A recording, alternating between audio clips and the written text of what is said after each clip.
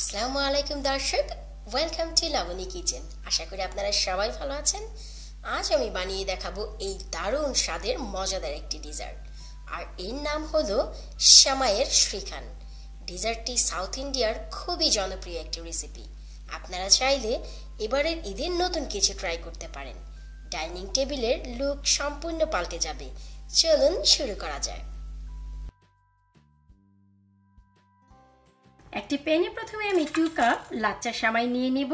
সেমাইগুলো এখন ভালো করে হালকা ব্রাউন করে ভেজে নেব। ভাজার সময় লক্ষ্য রাখতে হবে যেন আঁচটি মিডিয়াম থাকে, যেন পুড়ে না যায়। সেমাইটি ঠিক এইটুকু ব্রাউন করে ভেজে নিতে হবে। এর থেকে বেশি আর ভাজার কোনো প্রয়োজন নেই, এইটুকুই যথেষ্ট। এর থেকে বেশি ভাজতে গেলে আবার সেমাইটি খাবারের সময় তেতো তেতো লাগবে। এখন এতে আমি অ্যাড করব কনডেন্স মিল্ক 2.5 টেবিল চামচ। আপনারা আপনাদের পছন্দ অনুযায়ী অ্যাডজাস্ট করে নেবেন, তবে এখানে সুগার দেওয়ার চিন্তা করবেন না, এখানে কনডেন্স মিল্কই দিতে হবে। ভালো করে নেড়ে সেমাইয়ের সাথে মিশিয়ে নেব। কনডেন্স মিল্কে সম্পূর্ণ মিশানো হয়ে গেছে, এখন আমরা হালকা ঠান্ডা করে নেব। শ্রীখান্ডটি সেট করার জন্য এখানে আমি একটি কাচের বাটি নিয়ে নিয়েছি, তার উপর একটি ফয়েল পেপার দিয়ে নিয়েছি। এতে করে শ্রীখান্ডটি তুলে নিতে অনেকটা সুবিধা হবে। আপনারা যদি চান তবে যে কোনো প্লাস্টিকের বাটির উপরেও ক্লিন ফিল্ম দিয়েও আপনারা ঠিক এভাবেই মোল্ডটি তৈরি করে নিতে পারেন, অথবা কোনো কাপ কেকেও এটি বানাতে পারেন।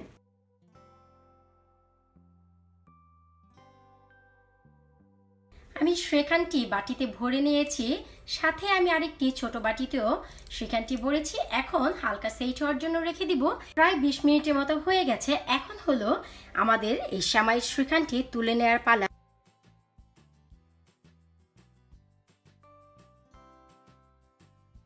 একটু লক্ষ্য করলেই দেখবেন যে সেমাইয়ের একটি বাটি অলরেডি তৈরি হয়ে গেছে।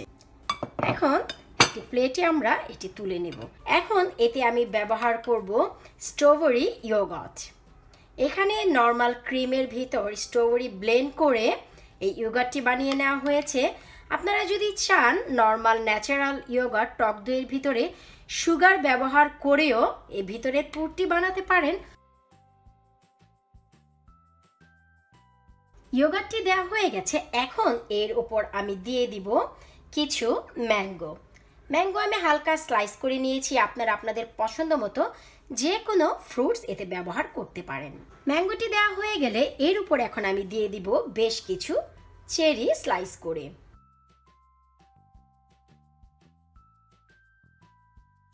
ব্যাস, চেরিটিও দেওয়া হয়ে গেছে। এখন স্বাদ মতো বাদাম দেওয়ার পালা। আপনারা আপনাদের পছন্দ মতো যে কোনো ধরনের বাদাম এতে ব্যবহার করতে পারেন, তবে পিস্তা বাদামটি খেতে একটু বেশি মজা লাগে, তাই আজ আমি পিস্তা বাদাম দিয়ে শ্রীখান্ডটি পুর ভরলাম। সেমাইয়ের শ্রীখান্ডটি সম্পূর্ণ তৈরি হয়ে গেছে, সাথে আমি ছোট সেমাইটিও রেডি করে নিয়েছি। ওয়াও, দেখতে কতটা অসাধারণ লাগছে তা নিশ্চয়ই আপনারা দেখেও বুঝতে পারছেন। আর আপনারা যদি চান লাচ্চা সেমাইয়ের পরিবর্তে ভার্মিচেলি সেমাই, আমরা যেটাকে জর্দা সেমাই বলি, সেই ভার্মিচেলি সেমাই দিয়েও সেমাইয়ের শ্রীখান্ড ঠিক এভাবেই বানিয়ে নিতে পারেন। আমি হালকা একটু খেয়ে দেখছি যে এটা টেস্ট কেমন হয়েছে।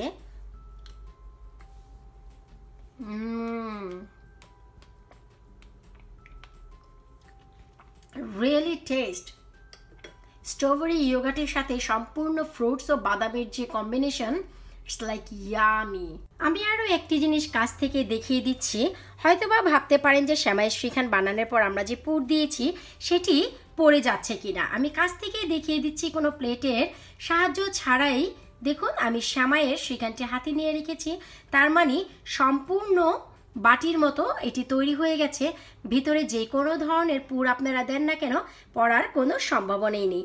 আমি কিন্তু বাটি ছাড়াই শ্রীখান্ডটি রেখেছি এবং বাটি ছাড়াই আমি নাড়াচাড়া করলাম, তার মানে এটা সিকিউর আছে। আপনারা যদি বানিয়ে খান, ভিতরে লিকুইড পুর দিলেও পড়ার কোনো সম্ভাবনা নেই।